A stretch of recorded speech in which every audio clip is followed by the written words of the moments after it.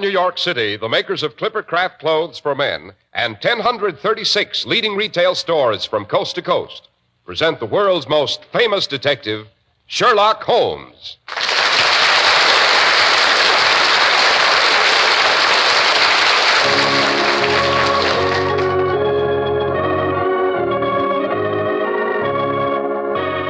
This week's story, The Adventure of the Veiled Lodger. Well, here we are again, about to enter Dr. Watson's familiar study. But, wait, what's this? Boxes and suitcases and trunks, fishing rods and nets and reels piled up in the hallway. Oh, don't let it upset you, Mr. Harris. It simply means Mrs. Watson and I are about to start off on our summer vacation. Personally, I'd just as soon stay comfortably at home. But you know how women are. Have to have an excuse to buy a lot of new summer clothes, and then you have to go off somewhere to show them off. Oh, yes. Seems to me I've heard you'd bought quite a few new Clipper Craft suits and sport jackets yourself, Dr. Watson. Well, you wouldn't want me to embarrass the little woman, would you? Oh, good grief, no. And there's one way of making sure the women of the family will be proud of you. Of course, buy Clipper Crafts. All right, you are, Dr. Watson. And now, before you begin the story you promised us, The Adventure of the Veiled Lodger... Which has to do with a very horrible murder that interrupted a fishing trip Holmes and I were enjoying. It was brought to our attention by little Jojo, the clown who traveled with Rhonda's circus. It seems that Sahara King, the lion, got loose. Hey, hold on a minute, Dr. Watson. Before we meet these clowns and lions and circus murders, suppose I say a few words on behalf of the generous gentlemen who have footed the bill for this long and delightful series of Sherlock Holmes reminiscences. That is a motion I second with pleasure, Mr. Harris. Very well, then, Doctor. You can buy clothes for almost any price you wish to pay, but it's hard to believe you can buy such really magnificent suits for only $40 to $47.50. Tropicals for only $33.75 to $40, and sport jackets for only $26.50. We're speaking of Clipper Craft clothes, of course. The only way you can prove this to yourself is by seeing Clipper Craft for yourself and by comparing them with suits selling for many dollars more. Clipper Craft clothes are made according to a plan that makes these out-of-this-world values possible. In the Clipper Craft plan, 1,036 of the nation's finest independent stores from coast to coast, stores you can trust, voluntarily concentrate their buying power to provide steady year-round operation, reduce manufacturing and distribution costs. Despite rising manufacturing costs, you make a real saving. See your Clipper Craft dealer tomorrow. Compare Clipper Craft with clothes selling for many dollars more.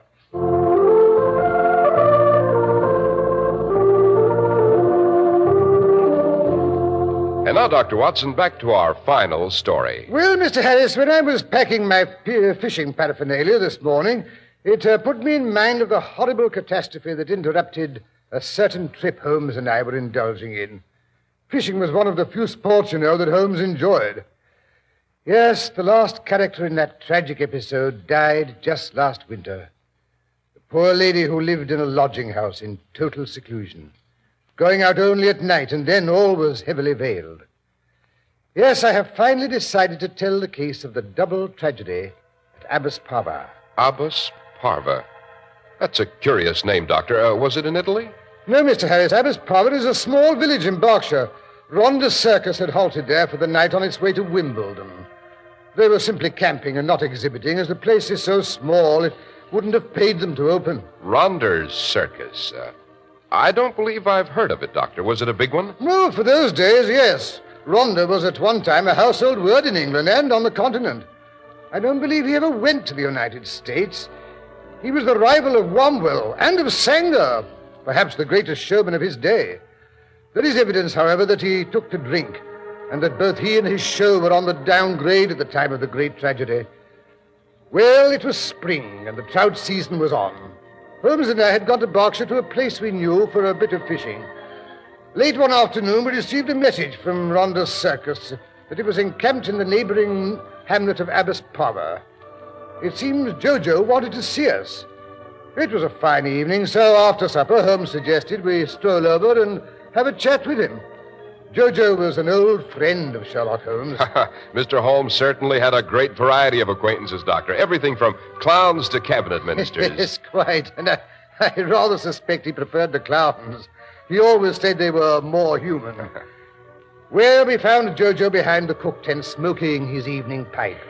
The peculiar, exhilarating smell that a circus carries with it hung heavy in the still air. I know. It's made up of animals and peanuts and sawdust and canvas and pink lemonade. That's as good a description as any, Mr. Harris.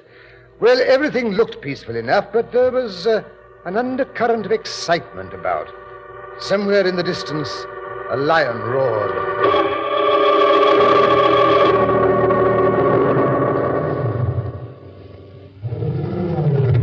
What's wrong with that lion, Jojo? He sounds uneasy. Oh, you mean Sahara King? Getting near his feeding time. Sounds vicious, eh, Holmes? That he is, sir. Vicious. Came near to mauling Jeannie when she went into his cage for last night's show. Who is Jeannie? Well, now, don't tell me you don't know Jeannie, Mr. Holmes. I'll bet you Eugenia, the greatest artist on a slack wire this country ever had, until she cut a ligament in her right leg one night last year when a drunken roustabout hadn't put up her equipment proper like. Yes, a fine girl, Jeannie. Born and brought up on the sawdust and doing springs through a hoop before she was 10. The prettiest youngster you ever did see. Hair like red gold and cheeks as pink as roses. Well, she's only 28 now and an handsome woman still, but she's seen a bit of life, Mr. Holmes, and it's left its mark, I guess. Oh, what happened? Well, when she was going on 18, she married Rhonda. You mean the man who owns this outfit? Yeah, that's him. August H. Rhonda.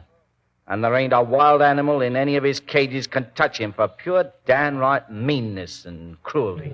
Well, didn't the young lady know that when she married him? Oh, she knew it right enough. Ain't anyone in show business to know about Rhonda. She married him to save her dad from going to prison. You see, Rhonda got him for forging a check. Some say it was a put-up job. And I'm not saying it wasn't likely, seeing as Jeannie's father never learned to read or write. Howsoever, Rhonda seemed to think he had a case, so Jeannie married him to keep things hushed up. Yes, sir, that check was for £100, but I guess Jeannie has had £1 million worth of suffering since then. Rhonda kept getting worse and worse. First it was drink, then women. And then he took to beating her up. The unmitigated blackguard. Yes. I kind of figure he hated her because he knew he wasn't fit to clean her boots. Always figuring out new ways to torture her. And when she fell and cut her leg and couldn't walk the wire anymore, he said she had to do something to earn a living. He put her in the cages, doing an act with the big cats. You mean the lions and tigers? Yes, Mr. Holmes. Well, Jeannie's always been afraid of them ever since she was a baby. Couldn't even stand the sight of a common, ordinary house cat. Some folks are like that, Mr. Holmes. Yes, it's a not uncommon phobia. Yes, sir. And so when Rhonda made Jeannie work with the big cats, it was pure torture to her. And maybe he didn't know that. Yes, sir. He even makes her feed them. Says it's because they'll feel more friendly toward her if she does. But between you and me, it's because they always roar so at feeding time, and that terrifies her. You see? Present medieval gentleman. He should have lived at the time of the Spanish Inquisition. Look here, why didn't someone in the circus interfere? Go to the police. Well, we don't dare for fear of losing our jobs. Well, besides, what could we prove? Watson, the circus is a world of its own, and the people in it are born, brought up, and finally die under canvas.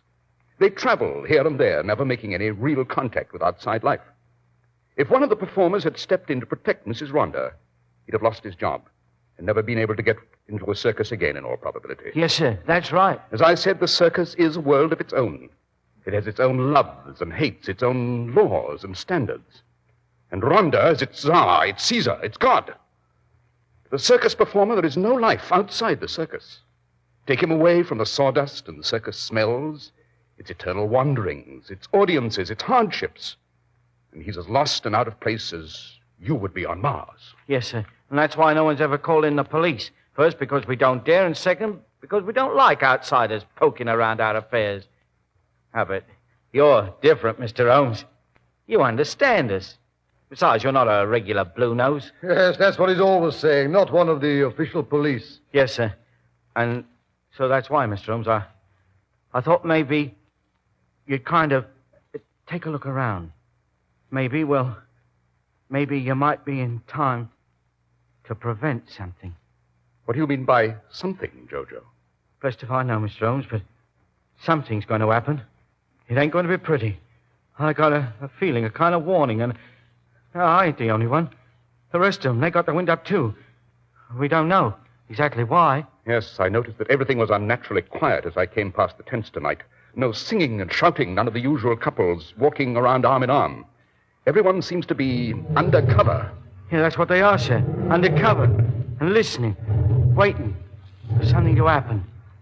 Some people say we circus folks are superstitious. You call it what you like. But we always knows when something's going to happen. The night before the big blowdown, outside of Dover, when 20 people was killed, there was a feeling like this, all through the camp. The same way when Lillian Deland's trapeze snapped and she broke her neck. Even the animals seemed to feel it. I tell you, Mr. Holmes, something's going to happen. But we don't know what. Perhaps you do. Subconsciously. I'm afraid I didn't get that, Mr. Holmes. That's a pretty big word, so whatever it was. Subconsciously. All I mean is this, Jojo. We are aware of a lot of things in the back of our minds that we don't actually think out. The back of our minds notices a lot of little things we don't even remember. And it adds all these little things together and reaches some rather surprising conclusions. Now and then, these conclusions amount to a knowledge of danger. And the subconscious mind tries to flash us a warning, and we feel uncomfortable because we cannot go back into our unconscious minds and dig out the items that have gone to make up the total. Well, if you can't, you can't, I guess. But sometimes you can, if you have help. Now then, Jojo, you say you're worried, and Jeannie Rhonda is obviously uppermost in your mind. Yes, sir. I don't feel right about Jeannie. Not since Sahara King tried to maul her last night. No, that's a fact. I see. But she doesn't have to go into his cage again until you reach your next stand. Am I right? Well, no. Well, that is, she's supposed to feed him tonight. But I heard her say to Rhonda this afternoon she wasn't going near the beast again, ever. Defiance. Rather unusual after all these years, eh, Jojo? Yes, Mr. Holmes. It's an hour past Sahara King's feeding time. He's getting worse every minute. Jojo, what has happened lately to give Jeannie Rhonda the courage to defy her husband? Well, sir, that is, I really don't know, by rights. But you suspect something. Well, that is, I really wouldn't like to say, you see. Well, I'm fond of Jeannie. Someone has joined the circus lately. Someone who isn't afraid of Rhonda, but who is fond of Jeannie. Am I right? Well, I wouldn't say he's really fond of her. Maybe it's just because if Rhonda dies, the circus belongs to his widow. And anyone can see that Rhonda's liable to have apoplexy any day if he don't give up drinking like a sponge. But, well, bless me. How did you guess, Mr. Holmes? Nothing persuades a woman to defy one man as quickly as the knowledge that there's another man to back her up. And who is this chap who isn't afraid of Rhonda? It's Leonardo, the new strong man. He's handsome, all right. Strong as an ox, but I don't trust him, Mr. Holmes. He don't look you straight in the eye. Oh, I'm not blaming Jeannie. I guess compared to old Rhonda, he looked like the angel Gabriel, and besides, he's the first man that ever did show her any attention. She's been pretty lonely sometimes. Do you think Rhonda suspects this attachment? That I don't know, Mr. Holmes. I wish to heaven I did. Seems he came home unexpected last night.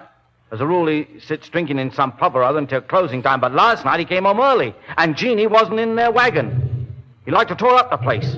But whether he found out something, I couldn't say. I wish someone would feed that beast so it'd stop that caterwauling. It gives me goose flesh all up and down my spine. And well it may.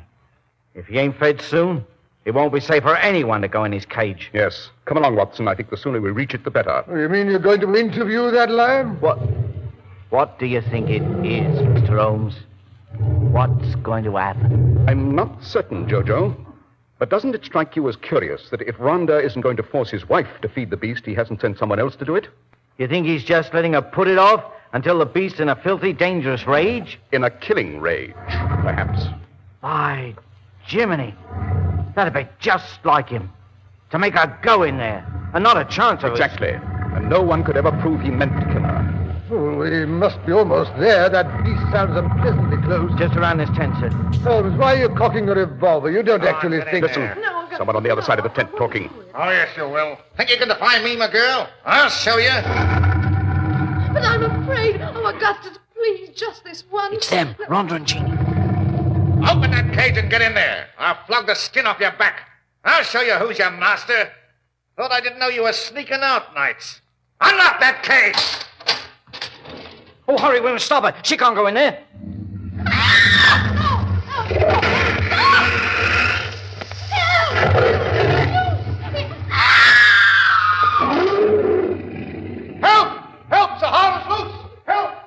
There they are. Sahara's out of the cage. Got her down. You hit her face. Stand back, Watson. I'm going to shoot.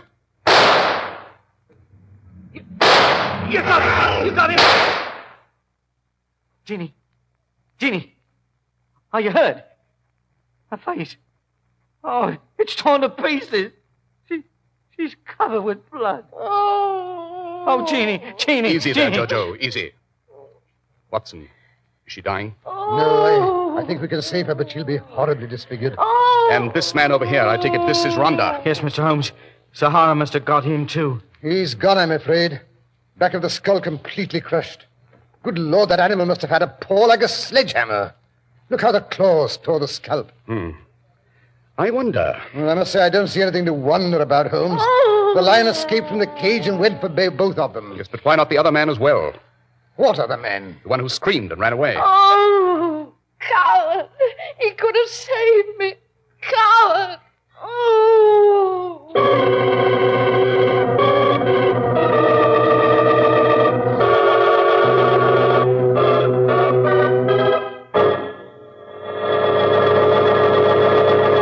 The makers of Clippercraft clothes are thinking not only of the suit you'll buy tomorrow, but of the suit you'll buy next year and in the years to come. That's why you can always depend on the Clippercraft label. Why Clippercraft makes a business of bringing you one of the greatest values in America. Behind that smart-looking Clippercraft suit is the amazing Clippercraft plan, responsible for Clippercraft's unique values. You get the benefit of tremendous savings through the Clippercraft plan, whereby 1,036 of the nation's finest independent local stores from coast to coast voluntarily concentrate their buying power.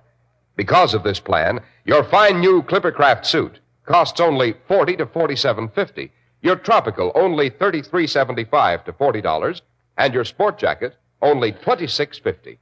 For selling expensive clothes at inexpensive low prices at the nation's finest stores is the great big idea behind the Clippercraft plan. That's why men who know insist on Clippercraft clothes. Be sure to visit the Clippercraft store in your city. These leading stores in the metropolitan area are proud to add their names to Clippercraft in your suits, sport jackets, and tropicals. In Manhattan, John Wanamaker Men's Stores, Broadway at 8th and 67 Liberty Street. Saks 34th, Broadway at 34th. In Brooklyn, Abraham and Strauss. In Newark, New Jersey, Boulevard Men's Shop, Kresge Newark. And in Jamaica, the B&B Clothes Shop, 16408 Jamaica Avenue.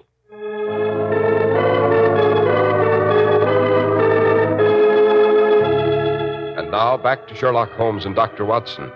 We find Holmes smoking his pipe deep in contemplation as he waits for Dr. Watson to finish caring for Mrs. Rhonda. The night is black and breathless. Even the animals are hushed. A heavy-footed figure approaches. Well, Watson? She'll live, but she won't enjoy it, I'm afraid. Horribly disfigured, eh? Look here, Holmes, it's getting late. Let's be getting on home. There's nothing more we can do here. After all, you can't arrest a lion for murder, you know. If it was a lion, Watson. Oh, what do you mean, if it was a lion? We saw him, didn't we, tearing at that poor woman's face. I'm not thinking about the woman, Watson, but her husband.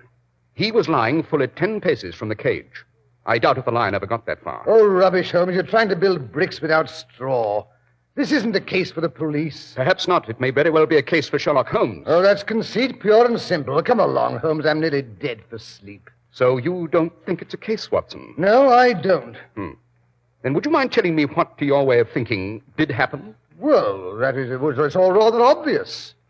Jeannie Rhonda opened the cage, the enraged lion jumped past her, killed her husband with a blow, and then returned to finish her off. It was the back of Rhonda's skull that was crushed, remember? Well, naturally, he turned and ran when he saw the beast coming for him. And the man's voice, the man we heard shouting for help? Oh, Holmes, don't be pig-headed. Of course Rhonda called for help when he saw the lion was out of control. You mean to tell me a man can still cry out with the back of his head battered in? Well, no, that is... And we could still hear his voice after his wife's cries had been stilled?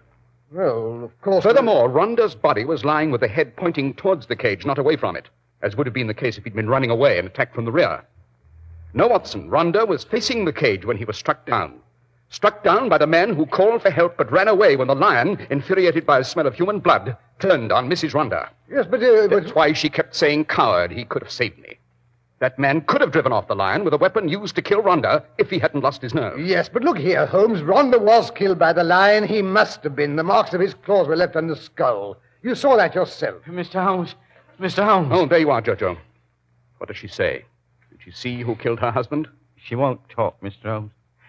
I can't get a word out of her. But I think she knows right enough. Oh, it's terrible. She just lies there, moaning and crying for Leonardo. And where is that gentleman? I tried to find him for her, but they tell me he went off to town soon after supper. What? Yeah, there he is now. Coming up the road from Abbess Palver. Yeah, I must run and tell him what's happened. Jeannie wants to see him. He's the only one who can comfort her. Oh, that should be an interesting interview, Watson. Suppose he wandered over to Mrs. Rhonda's wagon. I believe it has a convenient window. You mean you're going to eavesdrop? That is my intention. Holmes, have you no moral scruples? None whatever, my dear Watson. None whatever.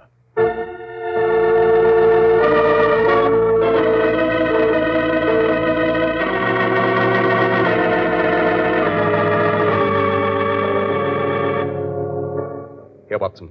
Get down behind these bushes, out of the light of that window. Yes, but I shan't be able to see anything. Have you no moral scruples, Watson? Oh, we don't have to see. All we have to do is hear. Quiet. Here come Leonardo and Jojo. Hello, Jeannie. Leo, why did you do it? You promised Shut me. up, will you? Jojo's here. Oh, I didn't know. I can't see with these bandages. Yeah. Just told me what happened. Met me on the road coming back from Abbas Powder. I'm sorry, Jeannie. You got pretty badly mauled. Yes, but that doesn't matter. Oh, Leo, we won't have to run away now. Rhonda, he's gone. We can get married, decent-like. Married? What makes you think I'm going to marry you? But, Leo, you promised. You think I want to be tied up for life to a woman with only half a face left? You might as well expect me to marry one of the freaks. Leo. Leo, don't laugh. It's your fault that Sahara mauled me. You could have driven him off with the club you used to... Shut up, you fool. Shut up. Don't you do it. Don't you touch her, Leo. I'll warn you. Well, listen to who's talking. Jojo, get out of here before I cripple you so you can't walk. Now, get out, do you hear? Leo, don't hurt him. Jojo, please go. You can't do any good. We get on better if we're alone. Please, Jojo. All right, Jeannie. But just you let me know if you don't treat her right. Go on, get out before I kick you I'm out. going. You ought to see him run. Nasty brute. I'd like to... Quiet, Watson. Quiet. Leo, you didn't mean what you just said. Oh, didn't I? I'm pulling out of here tomorrow. But Leo, the circus, it's mine now. You can have it if we're married. You've always wanted to run a circus. No, sir. I'm sensitive, I am. I never could stand looking at an ugly woman. Why, I'd as soon as marry a gargoyle as a woman without a face. But Leo, I can wear a mask. No, it's no good. I'm clearing out of here tomorrow. No, you're not. Well, who's going to stop me? I will. I'll go to the police. I'll tell them that you killed Rhonda. They'll arrest you. And what about you? Your hands aren't any too clean, remember? But I didn't kill him. I didn't know you were going to. All I wanted you to do was keep him from sending me into that cave. And who's going to believe that? We're in this together. You can't hand me over without putting a rope around your own neck. But I didn't do it. I didn't. I never wanted him killed. You can't do that. Shut up, you hysterical. You can't leave me like this, Leo. Now let go of me and stop screaming. You want everybody in camp to hear? I can't. I don't care. I won't let you go. That's good, that is. Won't let me go. How are you going to stop me? And another thing. I never did love you. Oh. Now, do you get that? Never. All the time I was after the circus. But now I don't want it. Not if I've got to have you along with I'll it. kill you, Leo. I'll kill you for this. Go ahead. You haven't got the nerve. Well, I'm going. Leo. Leo. Oh. Holmes, you're not going to let him go like that. He's guilty. Cut him. Cut him. Holmes, she shot him. Quick, Watson. We've got to see him. Perhaps he's not dead yet. I wish we'd stayed home tonight. Here he is, Watson. Help me turn him over. Righto. Yes, he's dead right enough. Hit between the eyes. Nice shot. So, she did have the nerve after all. No, Watson. Jeannie Rhonda did not shoot Leonardo. But Holmes, look She here. couldn't. Her eyes were bandaged. Come along, Watson. We're going home. I think I could use a bit of sleep myself. But I say, Holmes, look here. Aren't you going to stay around and find out who shot him? I don't think I want to know, Watson. We solved the first murder. That's enough for one evening. Besides, did I ever tell you that Jojo's father was famous for his tricks with a rifle? Yes, I believe his sons weren't half bad either.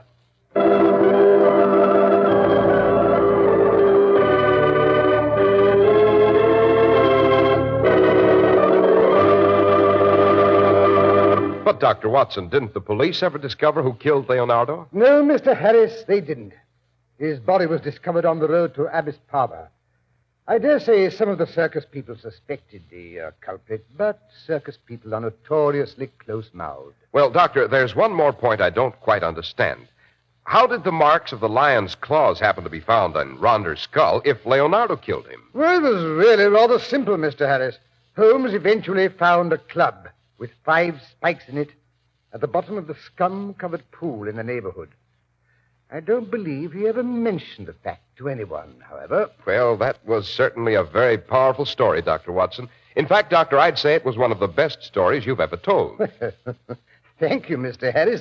I like to finish on a high point, don't you know? But you're not going to go away and leave us for good, are you? You really want me to come back in the fall? You know we do, Dr. Watson. Why, the week would be kind of empty without a Sherlock Holmes adventure to look forward to. Well, in that case, I think it could be arranged.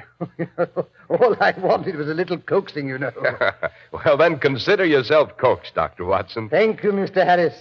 And a most heartfelt thank you to all our radio friends who have so patiently listened to the reminiscences of a venerable medico who was fortunate enough to become the biographer of Sherlock Holmes.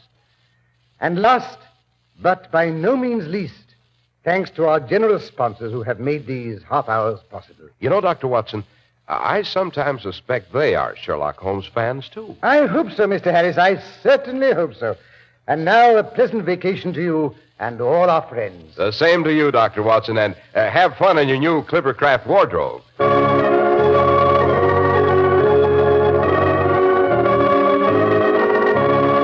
The makers of Clippercraft clothes and 1,036 leading stores from coast to coast have brought you another in the new series of broadcasts featuring the world's most famous detective, Sherlock Holmes. Our stories are based upon the character Sherlock Holmes, created by Sir Arthur Conan Doyle. Sherlock Holmes is played by John Stanley, Dr. Watson by Alfred Shirley, and the dramatizations are by Edith Meiser. Sherlock Holmes is produced and directed by Basil Lochran, with special music by Albert Berman.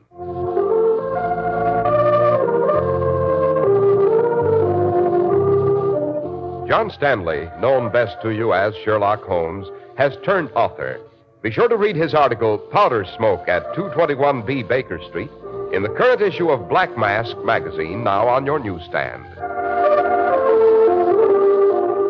If you don't know your Clippercraft dealer, write Clippercraft, 200 Fifth Avenue, New York City.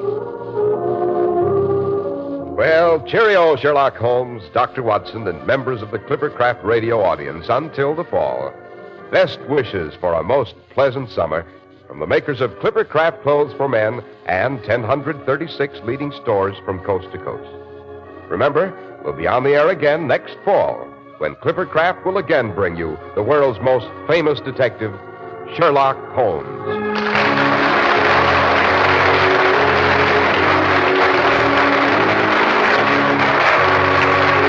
This is Cy Harris speaking for Clippercraft Clothes. This is the Mutual Broadcasting System.